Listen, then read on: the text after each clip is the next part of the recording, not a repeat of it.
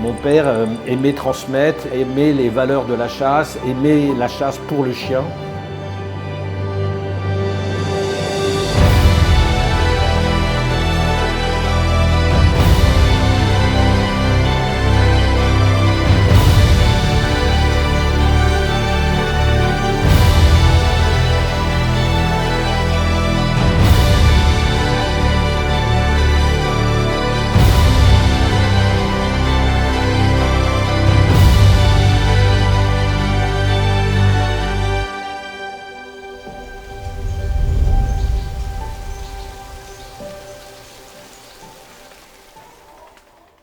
Bon oui, on se retrouve dans les Landes, intersaison. On a voulu faire une vidéo intersaison, c'est vrai qu'on ne fait que sur la saison de chasse. Mais il y a tellement d'infos, tellement de questions qu'on reçoit sur toute l'année par rapport à l'élevage, chenilles, les chiens, etc. Qu'on s'est dit on va faire une vidéo vraiment dédiée à ça.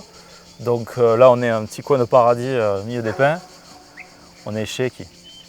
Alors là on est chez Pierre de Roal, donc l'ancien président de la société de vénerie, qui a le rallye des Ardillères, donc qui a un équipage de sa cour et qui chasse le chevreuil à la cour avec des blancs et noirs et aussi des black and tan. Donc ça il nous expliquera un peu parce que black and tan c'est vrai que c'est une race qui n'est pas trop coutumière. Il y en a beaucoup de chasseurs à tir à mon avis qui ne la connaissent pas du tout. Mais on est venu ici parce que Pierre déjà il a un chenil complètement irréprochable. Secondement il a une expérience de l'élevage et de la réglementation autour des chenils, autour des locaux et autour des animaux qui est carrément irréprochable. Voilà. Donc on va dire, je le considère comme une encyclopédie de l'élevage et de tout ce qui se tourne autour de la chasse au chien courant, parce qu'il faut savoir que là on est dans une équipage chasse à cour, on est chez lui, il est en vénerie, mais pour son expérience et pour ses connaissances, mais tout ce qu'on va parler pendant 2 jours sont autant valables à plus petite échelle, bien sûr, à chaque fois tu le mets à ton échelle, mais c'est tout autant valable pour un équipage de vénerie que pour le premier chasseur à tir qui a 7 ou 8 chiens au chenil,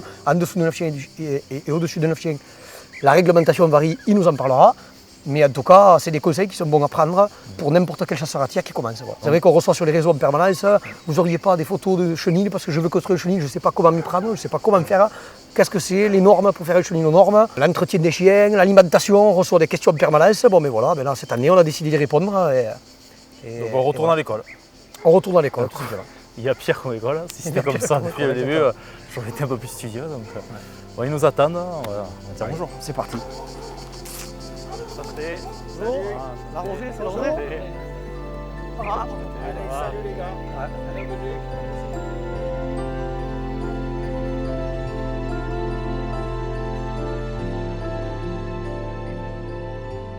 Alors me présenter, ici moi on chasse dans les Landes, l'équipage s'appelle le Rallye Ardillières.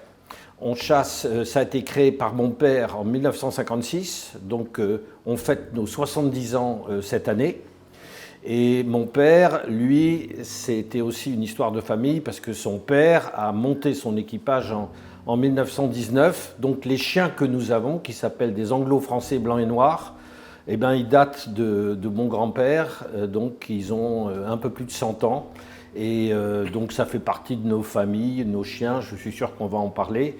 Mais c'est évidemment une histoire de passion, voilà, de beaucoup d'engagement.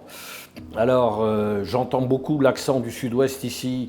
Moi j'ai l'accent un peu de Paris parce que je gagnais mon argent à Paris et je le dépensais ici.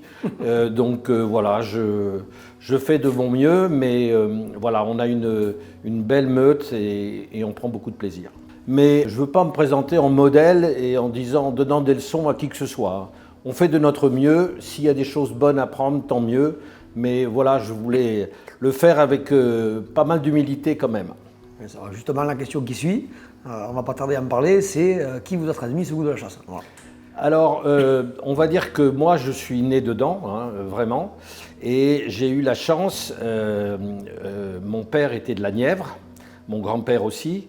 Donc il y avait, quand j'étais petit, 2 meutes. Une meute de cerfs, celle de mon grand-père, et une meute de chevreuil, celle de mon père. Et il y avait un piqueux qui s'occupait des chiens, qui, dans le milieu de la vénerie, est très connu, qui s'appelle Hubert Colladan. J'ai une photo dans cette salle de chasse et je le vois de temps en temps. C'est difficile de faire mieux que lui. Tout était dirigé vers l'excellence. l'amour des chiens, la connaissance des chiens, la connaissance de la nature, de tout l'environnement. Et c'est un grand monsieur. Et nous, on passait toutes nos vacances avec lui. Donc on allait déterrer un blaireau, on allait chasser avec des chiens le lapin. On avait 2 meutes, donc ça faisait en tout, lui il avait au moins 100, 120 chiens et nous une cinquantaine, il y avait presque 200 chiens. C'était dans les années 60, au mois d'août, il y avait moins de réglementation qu'aujourd'hui.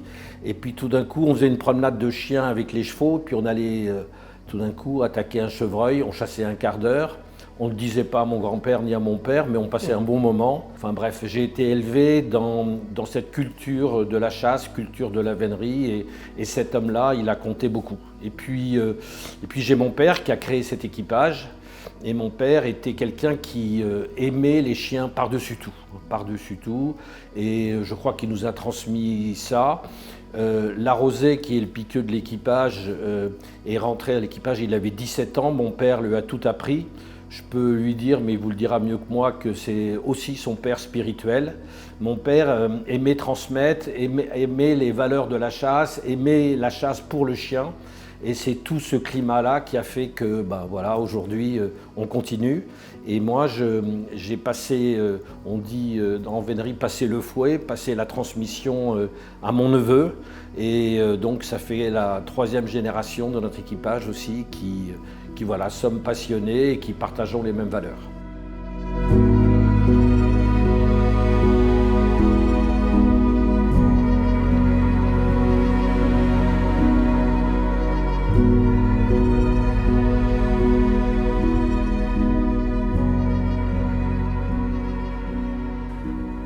Bon, Larosé, bonjour. Bonjour. Je t'appelle Larosé, est-ce que tu peux expliquer pourquoi ce surnom Larosé, d'où ça vient? Alors, tout ça d'abord parce qu'on chasse en vénerie, et en vénerie, les hommes de chenil, on leur donne un nom. Alors moi, en l'occurrence, c'est Larosé, parce qu'en habitant dans le sud-ouest, pour pouvoir chasser le matin, juste ne serait-ce qu'une petite goutte de rosée le matin, ça nous améliore toujours un petit peu plus la chasse. Voilà, d'où le terme, la rosée, et surtout porter d'autres noms comme Genet, La Bruyère et tout ça.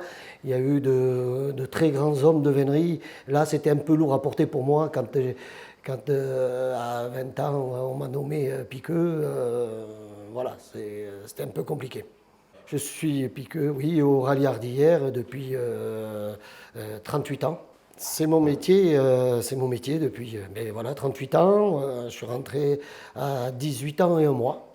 Ça a été un rêve depuis gosse ou c'est... Alors, on ne peut pas dire que c'était un rêve. Moi, mon rêve, c'était de chasser au chien courant.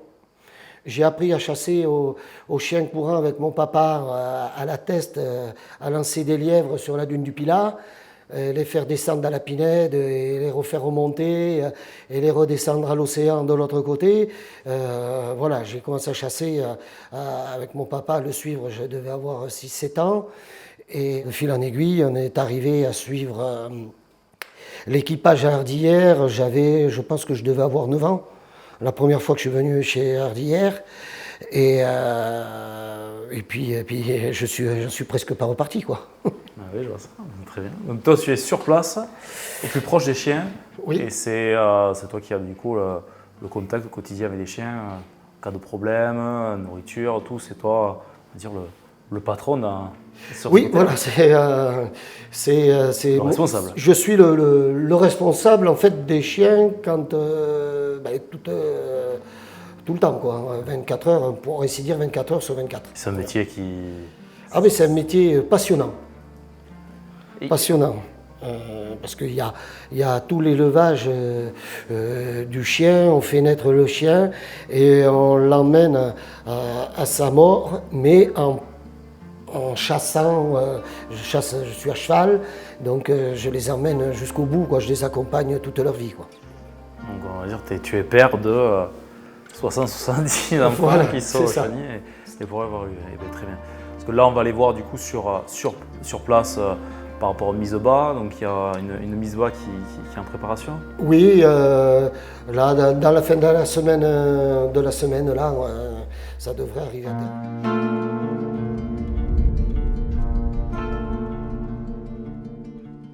du coup, la rosée, on est en période caniculaire. Oui, Il y a une portée à venir pour la semaine prochaine. voilà. Donc par rapport à ce qu'on parlait tout à l'heure ensemble, par rapport aux difficultés des dos températures qui peuvent vraiment compliquer énormément une mise bas Oui. et la réussite d'une mise bas. Là, donc du coup, toi, tu fais naître les chiots ici dans cette grange. Voilà, dans cette grange, parce qu'elle est bien isolée et elle ne monte pas trop en température, parce qu'il faut que ça monte en température, mais pas trop. Ouais. Parce qu'autrement, il y a déshydratation et moins de lait, mais les montées de lait ne vont pas se faire. Donc il faut tenir à une température, mais il faut que ce soit assez chaud aussi pour réchauffer le chiot, sachant qu'un chiot, quand il naît à 33 si je ne me trompe pas, et il faut qu'en quelques jours, il monte à 36. Mais quand il fait très froid, il leur faut de la chaleur, une caisse qu'on appelle de mise bas. Nous on a fait ça en basique, hein, mais elle fonctionne très très bien.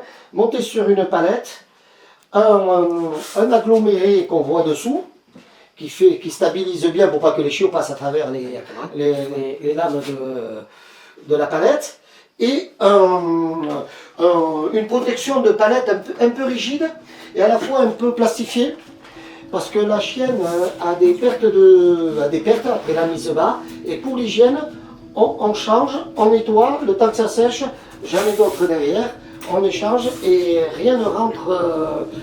Comme ça, il n'y a pas de bactéries et quoi que ce soit qui vont au chiot, ça reste sain. D'abord, il y a une chose qu'il faut comprendre, c'est qu'il faut absolument que le chiot il soit à une température supérieure à 38 degrés.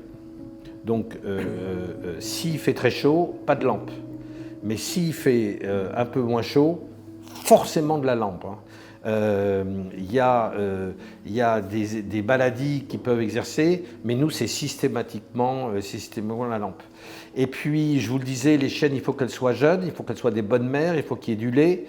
Si vous voyez, parce que ça nous arrive, parfois, nous, on a des chiennes qui sont des mauvaises mères, et allez, toc, vous dites, la mère, elle ne va pas y arriver, le biberon.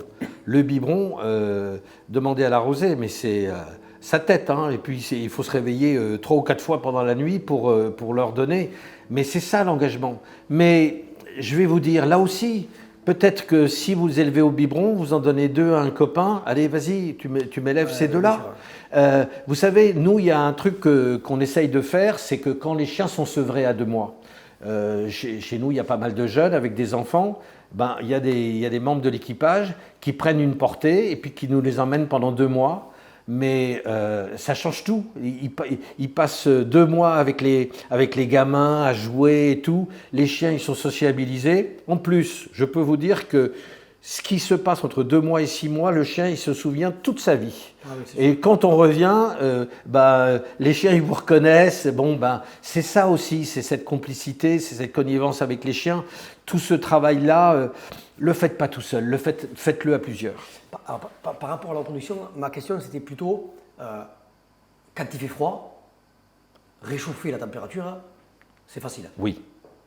Mais quand il fait 40 degrés, refroidir, alors, c'est là la clé. Aujourd'hui, je connais maintes portées qui ont complètement échoué. Moi, ça m'est arrivé l'année dernière. Parce qu'il a fait une semaine à 45 degrés tous les jours. C'est sûr. Et à un moment donné, ça connaissait quoi. Alors, et alors, évidemment, il y a des salles climatisées. On peut faire toujours une mise bas dans un salon. Mais par rapport à la mise bas, souvent la chienne elle met bas, elle peut mettre bas 3-4 jours avant, 3-4 jours après. Ouais, d'accord, ceux qu'on accompagne, tu mets ta chienne dans le salon pendant climatisé pendant un truc, la chienne elle monte sur le canapé. Au moment de faire les petits, une chienne elle est agitée, qu'elle ne peut plus, elle commence à arracher toute la moquette. On fait bon. C'est là les solutions. Et là, aujourd'hui, c'est devenu un vrai problème. Parce que pour faire naître de juillet à septembre, il y a un déchet. De juin à septembre maintenant. De juin à septembre. Alors, moi, je donnerais un conseil qu'on essaye de faire. Là, on a une chienne Turquie qui va mettre bas dans les 2-3 jours qui viennent. Ils annoncent 40 degrés demain. C'est trop chaud. Eh bien, moi, je vais vous dire, il faut accepter de la faire naître, la portée, ailleurs si le chenil est trop chaud. Si vous avez un vieux bâtiment où il fait un peu plus frais, si vous avez un copain qui a un garage un peu plus, il faut mieux que ce soit à une température raisonnable, que d'abord il faut lui mettre beaucoup d'eau, mais là, nous, on a la chance d'avoir un vieux bâtiment, on va mettre la chienne au frais. Alors, il ne fait pas 40 degrés, il va faire 27, 28, mais la portée va mieux se porter. 40 degrés, la cagnasse, le soleil qui truc, à 3 heures de l'après-midi, ils sont déshydratés, les chiots. L'alimentation, admettons. Alors, deux petits conseils à propos de ça. Le premier, c'est que l'erreur, c'est de les nourrir qu'une fois par jour. Là aussi, il y a une portée, il y a 5, 6, 7 chiots, et il y a une concurrence qui vont se faire, et ils vont manger de manière brutale. Il va y avoir une concurrence. Ça, c'est pas très bon. C'est la raison pour laquelle nous, on leur met des croquettes à volonté, voire des morceaux de viande, pour qu'ils mangent presque tout au long de la journée, et quand on leur ramène, ça n'est pas la même tension parce qu'ils se sont nourris un petit peu plus. Et puis la deuxième conseil que moi je donnerais, c'est pas la mère des chiots, mais quand ils ont 2 mois, la mère elle n'en peut plus, avec le lait et tout. Donc de temps en temps, elle va aller voir ses chiots. Mais nous, je vous conseille de mettre une bonne vieille chienne avec les chiots. Parce qu'une vieille chienne, elle va temporiser, elle va calmer le jeu, les chiots vont se bagarrer, elle va jouer un rôle de maman protectrice. D'accord. Et là, ça va faire des chiots qui se sociabilisent plus. Il faut qu'on parle des chiots parce qu'entre 2 mois et 6 mois, moi je pense que c'est le moment le plus important pour tout le reste de la carrière d'un chien. Comment tu sais que la chienne va très prochainement mettre bas? À partir de... on sait que ça met bas entre 58 et 70 jours. Alors, le plus souvent, c'est 60 jours, 60-62 jours, normalement. Il y a des chiennes, à partir de 58 jours, elles mettent bas. Et là, tu le vois, tu vas... Bon, moi j'ai commencé, là, celle qui va mettre bas dans 2-3 jours, j'ai commencé à la mettre de côté, qu'elle soit calme, je regarde le ventre, tu vois vraiment le ventre qui baisse, quoi. Ça se voit vraiment à l'œil, ça tire vraiment sur les flancs, là tu vois. Et puis quand c'est à quelques heures, moi c'est avec le regard. Elle regarde la chienne, elle me parle, elle va me chouiner, me coller, elle va dire ça y est, il m'arrive quelque chose. Elle est agitée. Elle est agitée, elle ne sait pas, elle va tourner en rond. Tu sais qu'elle va mettre bas, là, à partir de jeudi, elle va commencer à mettre bas, la chienne. Je vais aller la voir un peu plus souvent. Parce que là, elle est avec les chiennes qui sont en chaleur. Donc, je vais regarder à l'isoler. C'est elle qui va me le dire. À peu près le jour ou un jour ou 2 après qu'elle est mise bas, on vaccine. Contre un CHPPI2, oui, on fait le rappel, même si elle a, ça protégera contre la parvovirose. Et puis après, c'est les vermifuges, les chiots, on va les vermifuger à 3... Moi, je ne fais pas 15 jours, parce que je me suis aperçu que normalement, c'est conseillé 15 jours. Moi, je ne le fais pas. Les chiots sont trop petits. Et souvent ils chopent la diarrhée et ils acceptent assez mal le vermifuge. Et alors moi j'attends plutôt une semaine de plus. Ces barres là. Alors, ces barres-là, ce qu'on appelle des barres anti-écrasement. C'est-à-dire que la chienne elle va s'installer, elle va bouger et tout ça, et les chiots, naturellement, vont aller se mettre dessous pour se protéger, pour ne pas être écrasés. C'est les angles morts. C'est les angles morts, c'est la chienne, elle vient buter là, comme ça, et elle ne va pas aller écraser un chiot contre les parois, parce qu'il est vrai qu'avant, on perdait des chiots écrasés. Alors là, je rajouterai quelque chose, c'est que le carré, le diamètre du carré, oui, il ne faut pas qu'il soit trop. Il faut pas qu'il soit trop court. Ah, il ne faut pas qu'il soit trop court. Si la chienne puisse ça le gêne. Elle a besoin à des moments de vraiment s'étirer. On doit être à 1 mètre carré à peu près, non? Oui, c'est peut-être à peu près ça. Peut-être à peu près ça, oui. Écoute, voilà, tous les conseils, c'est bon à prendre. Hein.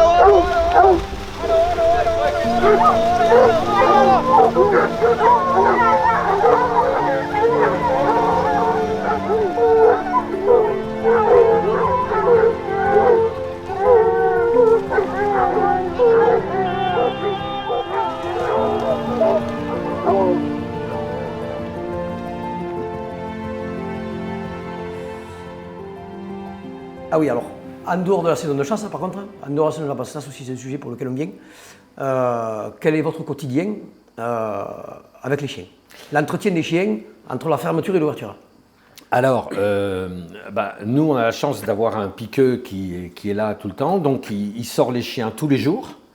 Donc déjà, les chiens, ils sont habitués. On a la chance à côté d'avoir un petit plan d'eau, donc les chiens, ils se baignent. À partir du 15 août, la saison de chasse, elle commence le 15 septembre. On fait des promenades en vélo 2 ou 3 fois par semaine, 5 km, 8 km, 12 km, plus ou moins vite. Donc ça, c'est tout l'entraînement des chiens pour que leur musculation vienne. Mais surtout une chose, c'est qu'ils se fassent les sols des pieds à des coussinets qui soient un peu plus résistants. Donc il y a tout ce travail, et même dans l'évolution de la nourriture qu'on donne aux chiens parce que nos chiens, c'est des athlètes, hein, pas en début de saison, mais en cours de saison, ils font entre 30 et 50 km 2 fois par semaine. Donc un marathon 2 fois par semaine. Donc autant vous dire qu'il faut que les chiens ils soient bien nourris, ils soient bien vermifugés. Nous, on vermifuge tous les 3 mois, 4 fois par an. Il faut que leur état sanitaire, tout ça aille bien. Et puis surtout, il faut que les chiens, ça soit souple. Il faut que si on sort des chiens, ils puissent rester autour de nous, nous obéir. Donc l'intersaison, c'est la période où justement on va les former à tout ça, à nous connaître, à les apprécier. Et puis il y a les jeunes, il y a les naissances. Et pour moi, tout se passe entre 2 mois et 6 mois. Et 2 mois et 6 mois, le chien, il quitte sa mère, mais pour trouver justement une relation avec celui avec lequel il va chasser. Donc Pierre Larosé, quel est vous, votre point de vue? Qu'est-ce que vous donnez à manger à l'année? À quelle fréquence? Qu'est-ce que vous donnez veille de chasse? Qu'est-ce que vous donnez hors période de chasse à manger à vos chiens? Nous, on pense que nos chiens, ils ont besoin de protéines animales. Donc ne pas donner de la viande à des chiens courants me paraît une erreur. Alors, en tous les cas, nous, notre organisation est la suivante. C'est on donne une soupe avec du riz, des brisures de riz et des pâtes et de la viande cuite. On va vous montrer comment on le fait. Toutes les veilles de chasse. C'est des sucres lents. Il faut qu'ils aient de la nourriture qui leur tienne au corps et qui soit bien. Donc une soupe la veille, donc 2 fois par semaine. On chasse le samedi et le mardi. La veille, une soupe. D'accord. Et le reste du temps, on donne de la viande. Nous, on va chercher de la viande dans les grandes surfaces. On en a 2 enseignes qui nous en donnent. Alors la réalité, c'est qu'un équipage de vénerie, il a une attestation de meute. Donc il est censé avoir un chenil aux normes, avec une chambre froide et puis un certain nombre de critères dont on va parler. Et là, du coup, on passe une convention, un contrat avec cette grande surface. Et nous, on va chercher donc 1 fois par semaine dans 2 enseignes de la viande. Et ça, c'est une réglementation. Les chenils sont habilités à prendre de la viande dans les grandes surfaces à condition qu'ils soient aux normes.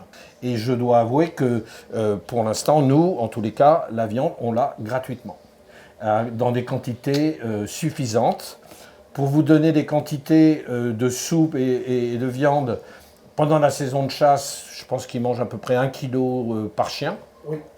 Oui. Un bon kilo. Et l'été, on diminue un peu pour pas qu'ils grossissent trop. Et nous, on fait 1 jour par semaine diète. D'accord. Et c'est le dimanche, qui tombe bien parce que on s'occupe du chenil, mais on ne leur donne pas à manger, parce qu'on leur donne à manger le samedi soir. Donc ils ont après à remanger le lundi matin. Donc ils ont presque, pas tout à fait 48 heures, mais presque de diète. Mais ça aussi, ça nous paraît être un élément important. Et dans les proportions, dans la soupe, entre la viande, le riz et tout, en pourcentage, admettons. C'est pas difficile. Je fais à peu près 30 kg de viande pour 20 kg de pâtes. Ah d'accord, on est à 60% de protéines pour Voilà. 40% de sucre lent, on va dire. Voilà, 40% de sucre. Oui. Alors, pour vous donner un chiffre, nous on a 70 chiens, élevage compris. D'accord. Donc entre les chiots, les chiens en chaleur et tout, Donc c'est presque 1 kilo par chien. Quasiment 1 kilo par chien. Alors, je pense qu'il faut commencer par dire que de toute façon, bon, là, on va dire, on est dans une meute avec un volume de chiens à peu près conséquent, Oui. mais que tout ce dont on va parler pendant 2 jours, c'est également valable, et c'est des conseils qui sont bons à prendre pour le moindre petit chasseur au chien courant qui chasse à tir, Bien sûr. qui a 7 ou 8 chiens à son chenil. C'est sûr. On est d'accord, le principe est le même. Le principe est le même. principe est le même. C'est des chiens et suivant la taille. Quoi. Et alors, par Alors- rapport à cette histoire de l'égalité de grande surface, l'attestation de meute, Que la d'accord. préfecture nous délivre. Ouais. Et tous les équipages de vénerie ont cette attestation de meute et c'est ce document qui nous autorise à passer une convention avec les grandes surfaces. D'accord. Partant Voilà. du principe que le chasseur à tir, il a 11 chiens. Alors il peut... Il veut récupérer la viande en grande surface légalement. Oui. Alors, Vu qu'il n'est pas adhérent à la société de vénerie, il ne peut pas avoir cette attestation de meute. non. Donc, quelle est la démarche? Alors, pour lui, d'abord, il peut peut-être aller voir un boucher qui n'a pas la même taille. Peut-être, d'accord, ouais. Il peut aller voir des charcutiers. Il peut aller voir des éleveurs. Ici, il y a des élevages de canards, des élevages de poulets et tout. Donc, il peut trouver des solutions comme ça. En tous les cas, il lui faut une chambre froide parce qu'il ne va pas y aller tous les jours chercher la viande. Exactement. Donc, il lui faut une chambre froide pour que ce soit bien calé. Alors là, je dirais qu'il y a 2 solutions. La première, c'est de donner la viande telle qu'elle, et la deuxième, c'est de le broyer. Nous, on broie aussi assez régulièrement. Ça n'a l'air de rien, mais les petits os, le broyeur peut faire ce travail. C'est du calcium en plus, c'est très bon. Et il n'y a pas de bagarre avec les os. Sinon, les os, il faut les retirer, et puis il faut les jeter après. On sort du sujet. Mais tous les chasseurs à tir qui sortent les chiens battus à 6 mois, Je vais vous dire, c'est très simple. Nous, on avait nos chiens à qui on donnait beaucoup de protéines, de la soupe. Quand on les mettait à chasser à peine 1 an, à 6 ans, 7 ans, ils étaient rôtis. C'était fini, il n'y avait plus les chiens. Et plus les chiens sont vieux, meilleurs ils sont et plus ils nous donnent des bons renseignements. Donc nous, les chiens, on ne les fait pas chasser la première année. Donc la première année, on les fait chasser autour du chenil avec 2-3 vieux chiens. Et c'est hyper calme, ça dure 1 heure, c'est super cool. Ils s'amusent, ils goûtent la voix, ils s'amusent. Ils font ça 10-12 fois dans l'année et on les met dans la meute à 2 ans. Alors, d'un point de vue nutriments, moi, il y a quelque chose qu'on ne fait pas, mais qui paraît très bon, c'est de mettre des légumes pour de la fibre. Si vous avez un cultivateur qui fait des carottes, ou qui fait des poireaux, ou qui fait des légumes verts et tout, alors là, il paraît que c'est excellent pour oui, les parce que chiens. le poireau, ça ça draine. Voilà. Le poireau, ça draine. Voilà, d'accord. Voilà. D'accord. Donc voilà, chacun va essayer de s'organiser un petit peu comme il le peut. Nous, en tous les cas, c'est ça notre organisation. Et après, il y a 2 sujets. Il y a 2 sujets quand même très importants. Vénerie, alors vénerie, j'ai pas trop les notions, mais qui rentrent directement en compte par rapport au risque de l'alimentation, de la façon d'alimenter les moins. Il y a le premier problème, un retournement d'estomac. Le second problème, c'est l'urée qui peut en découler.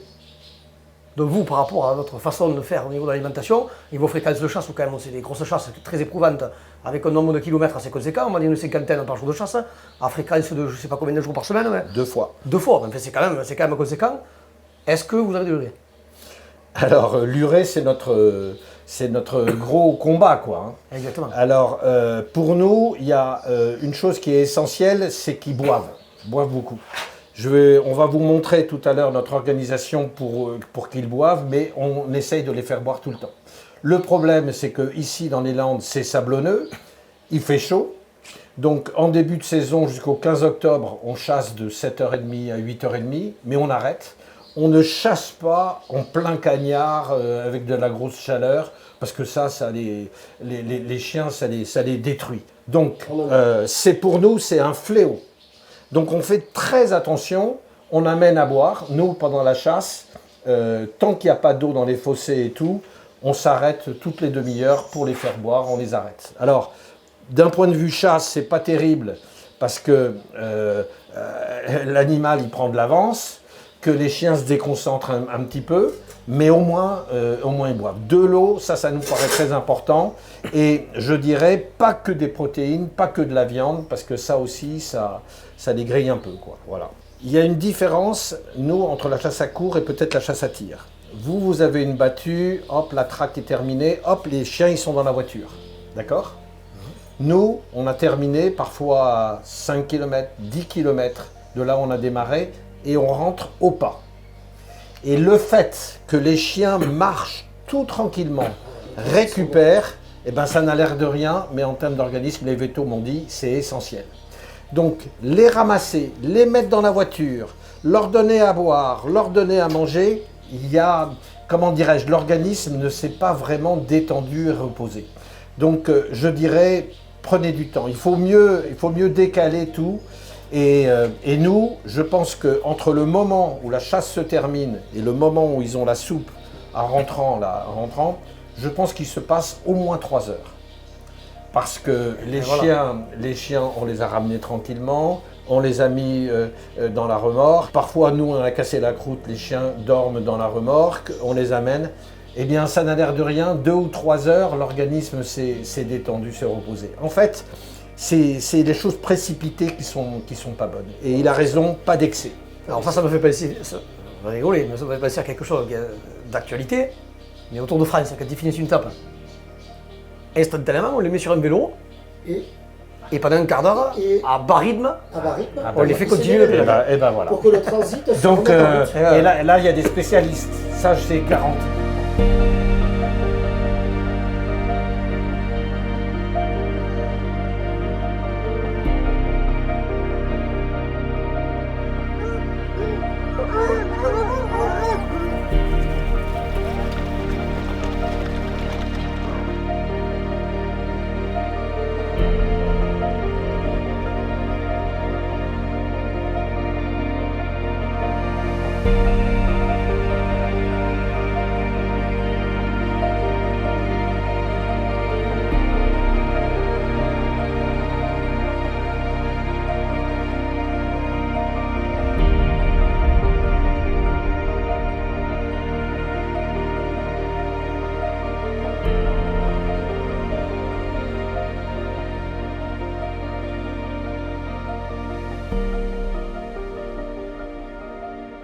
Alors tu vois, le matin, la première chose quand je rentre dans le chenil, c'est regarder mes chiens en général pour savoir comment ils se comportent, s'ils sont heureux, s'il y a un chien qui est un peu malade, voilà, s'il est tristouné. Et après, j'attaque de l'est vers l'ouest parce que il ne faut pas oublier, dans un chenil, il faut de la pente. Oui. On a les évacuations qui sont tout à l'autre bout du bâtiment. Tu nous feras voir tout à l'heure. Ouais. Et ça va où? Tout ça, ça va où après? Ça va dans des décanteurs. Alors, on a plusieurs décanteurs qu'on va voir. On a un décanteur à sable, parce qu'ici, on a beaucoup de sable. Ouais. Donc, les chiens ramènent beaucoup de sable. Et un décanteur à poil. Et après, ça part dans les fosses et en drain. Fosse septique. Fosse septique. Fosse septique. Fosse septique et ça s'évacue en drain. D'accord. Sur des drains. Donc toi, quand tu as nettoyé, ça arrive là. Voilà. Ça rentre dans J'ai nettoyé de l'extérieur, ça va là. On a fait un écoulement central, un petit peu comme dans des étables, hein, ouais. Un écoulement central. Et on pousse, alors on ramasse le gros des grenades et après ça s'en va à l'autre bout du bâtiment. Ouais. Avec des... Surtout n'oubliez jamais, j'insiste, des pentes très prononcées. Très prononcées. Ouais. Très prononcées pour pas que l'eau stagne. Exactement. Voilà. Après, là, on a évolué. Avant, on avait des gamelles en plastique.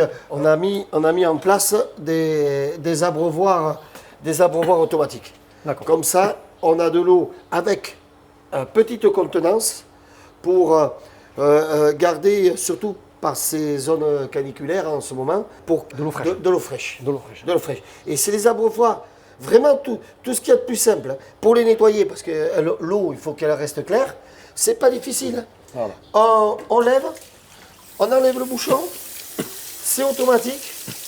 Voilà. Ça se nettoie.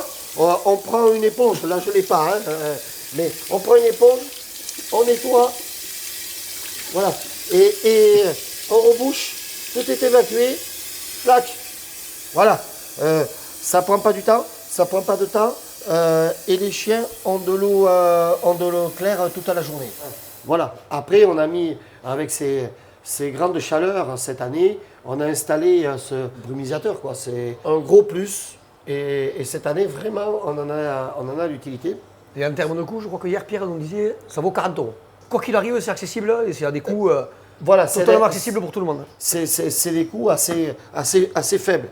L'intérêt de régler la hauteur, c'est pour empêcher que les chiens puissent uriner dedans. Parce que les mâles sans arrêt, ils essayent sans arrêt d'uriner dans les gamelles d'eau. Voilà. Ça, c'est vrai que les mâles, ça, c'est une plaie pour ça. Et c'est simple. Et en réglant la hauteur, suivant les chiens qui rentrent et la hauteur des chiens, il peut régler pour empêcher les chiens d'uriner dans les gamelles. D'uriner dans les gamelles. Et ça, c'est vachement important. Et ça, c'est très important. C'est tout bête, mais c'est ingénieux quand même. C'est ingénieux. Là, on est dans un box, à l'intérieur d'un box. À On n'a l'intérieur pas d'un encore box. parlé du tout.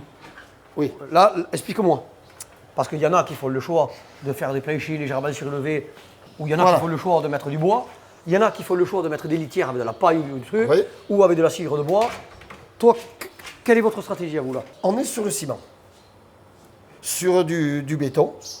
Et ce béton-là, j'avais peur que, comme vous savez tous, aux chiens courants, les chiens qui sont beaucoup sur le béton, ça fait des cales sur les membres. Mais il a fait un béton lavé. Et si tu veux, avec ce système-là, on n'a pas ces cales de béton. Maintenant, ça fait 20 ans que nous, on tourne là-dessus. Et pour l'hygiène, c'est extraordinaire. Parce que tu passes un coup de jet, c'est vite nettoyé, t'as pas ce problème de paille qui reste et qui apporte des puces. En fait, c'est extra parce que tu nettoies, tu désinfectes et c'est propre. Et dessous, je crois que tu m'as parlé. Et dessous, alors oui, j'ai oublié de t'en parler, c'est dessous, on a une couche d'isolant, de stérodure de 8 cm. Ah, voilà. Et je crois que c'est 5 de béton. Ah, d'accord. Voilà, lavé. Ah, donc, 8 et 5.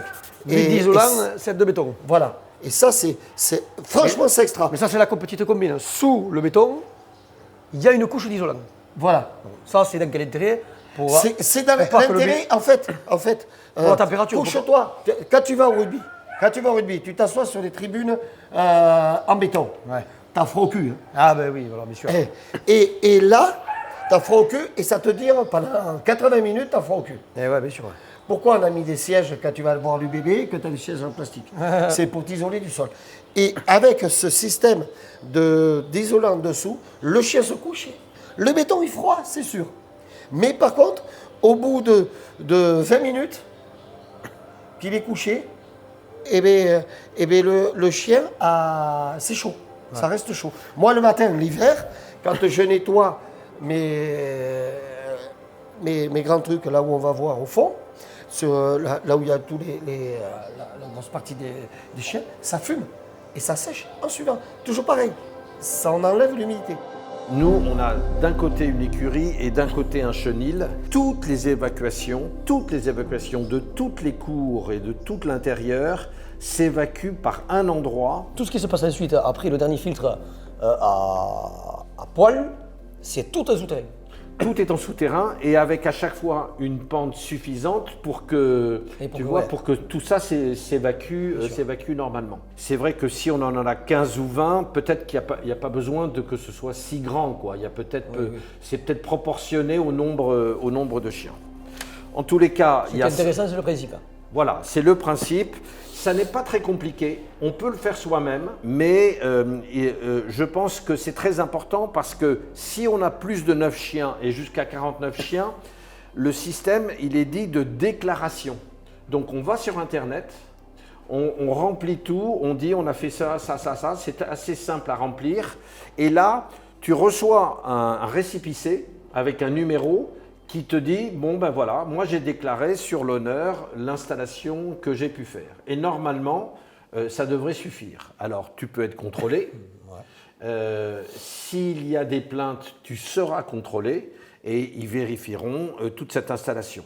Donc moi, je conseille aux gens, quand ils font des plans et tout, n'hésitez pas à dessiner pour savoir exactement où est la fosse, où est le drain, etc. De telle manière à ne pas perdre l'information et pouvoir la montrer si nécessaire.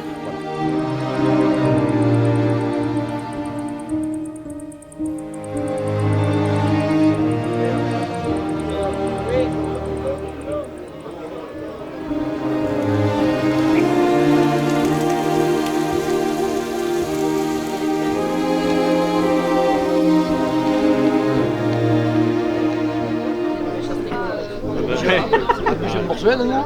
Eh oui, il y a un porcelaine. Qu'est-ce que tu Allez le béret, allez le béret. Et le béret. Wow. Le béret. Un meilleur porcelaine.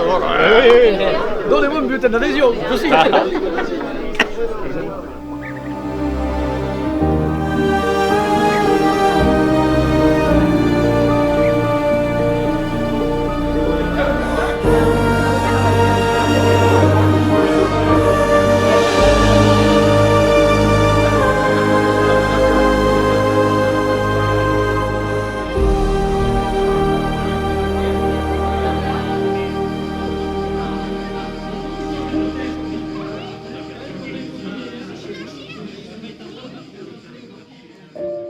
Donc Pierre, on est prêt à partir.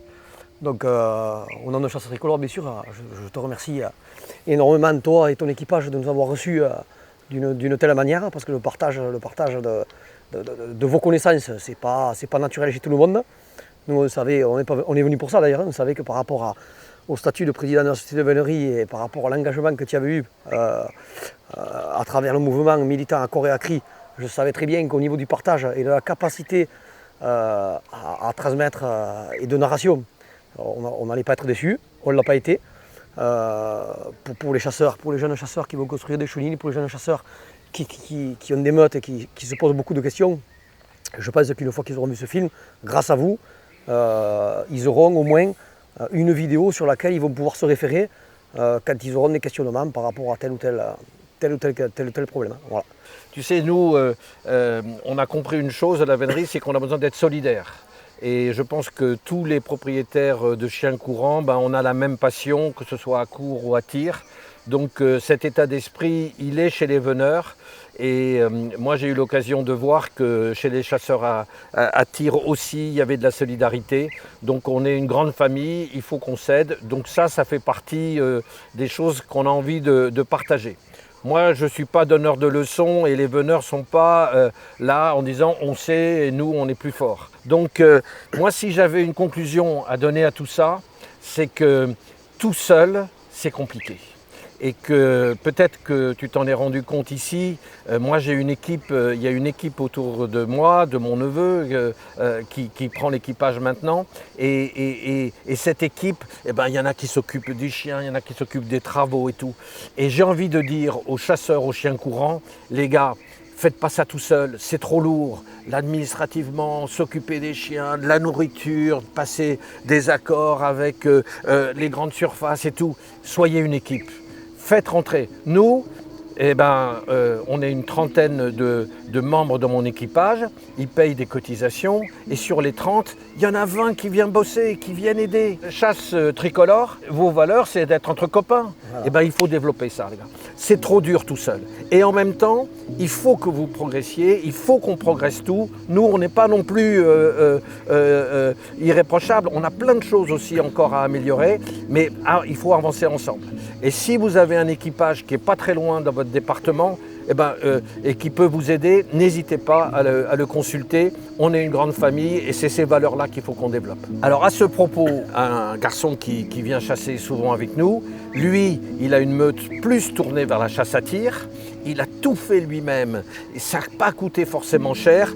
Allez les gars, j'ai vu que vous étiez intéressés par ce qu'il fait. Partez aller le voir, vous allez voir, c'est possible. Et c'est comme ça que la chasse perdurera parce qu'il faut que nos chiens soient au centre de nos préoccupations.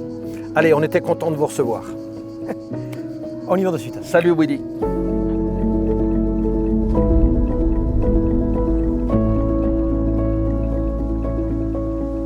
Donc ça y est, maintenant nous voilà rendus sur un autre chenil. Chenil, alors maintenant c'est un chasseur à tir, qui chasse à tir le sanglier avec un équipage de Gascons-Saint-Ongeois.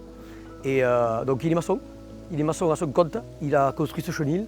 On est sur la même tendance, la même spirale qu'avec Pierre de Roal, c'est-à-dire qu'il a ses copains, il a sa famille. Ils se sont tous mis à bosser tous ensemble. Ils ont fait ça entre copains, avec les copains de chasse et les copains de la famille qui sont venus l'aider. Et ensemble, une bande de potes, ils ont réalisé tous les travaux avec du matos de récupération et avec de la sueur, de la transpiration. Donc tout ça pour faire voir que, effectivement, on ne peut pas forcément avoir des revenus ou des finances énormes et pour autant arriver à avoir des installations dignes du bien-être animal, dignes de la réglementation d'aujourd'hui, que ce soit française ou européenne, et qui donnent un confort aux chiens quand même assez extraordinaire. Là, vous pouvez voir, c'est le vautré d'Adrien, il s'appelle Adrien Lesbarrère. Et on va aller visiter ce chenil à titre d'exemple pour faire voir que même en chasse à tir, il y a vraiment des chenils exemplaires et que c'est possible. Mais avec du travail et avec de l'envie et avec de l'entraide surtout, il est possible de faire de très grandes choses.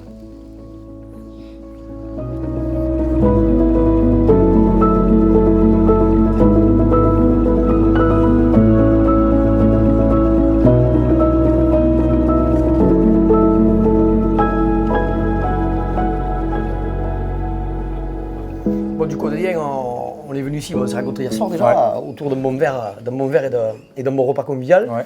On a eu l'occasion un peu de discuter. Pierre aujourd'hui nous a proposé de venir ici visiter le chenil, puisqu'on a visité le chenil de Vénerie. Ouais. Mais le Vénerie, c'est vrai qu'ils ont une façon de fonctionner avec des membres d'équipage, avec des boutons qui cotisent, etc., que nous, en chasse à tir, c'est vrai que toi tu chasses avec des Gascons le sanglier ici dans les Landes, et nous, les chasseurs de nos équipes respectables, cotisent des cartes pour à la CCA ou à l'équipe, qui contribuent à payer les frais de la cabane, pourquoi pas les dégâts des chiens et tout. Par contre, au niveau des locaux, au niveau de l'alimentation et tout, à moins que peut-être que c'est toi c'est comme ça, mais autrement, il n'y a pas de participation par rapport à ça. C'est vraiment la différence entre l'entraide financière en vénerie et à tir. Mais malgré tout, toi, on est là ici chez toi, du coup, tu as réussi à faire une installation franchement de très haut niveau. Qui est aux normes, déclaré du coup. Tu as déposé un permis de construire comme Pierre. J'ai déposé un permis et j'ai fait la déclaration. J'ai tout fait. Et du coup, Pierre, il a dit avoir une meute conséquente comme la tienne, comme la mienne, comme celle de Pierre, ça ne peut pas se gérer tout seul. Non. Pierre, il a dit, on en a conclu que la clé de la réussite, quoi qu'il arrive, c'était la solidarité entre amis, autour de la meute. Amis et famille. Et mamie et famille, et qu'une meute, ça s'assumait à plusieurs, et que ça ne devait pas s'assumer tout seul. Là-dessus, je pense qu'on est tombé d'accord. Donc toi, raconte-nous par rapport à la construction du chenil à la base, comment tu as fait, parce qu'on va dire qu'on n'est pas dans la même classe sociale peut-être que Pierre, mais pour autant, tu as réussi à faire de grandes choses. Explique-nous les travaux de A à Z et comment ça s'est passé. Mais mon père déjà avait des chiens à l'époque, mais c'était chez mon grand-père.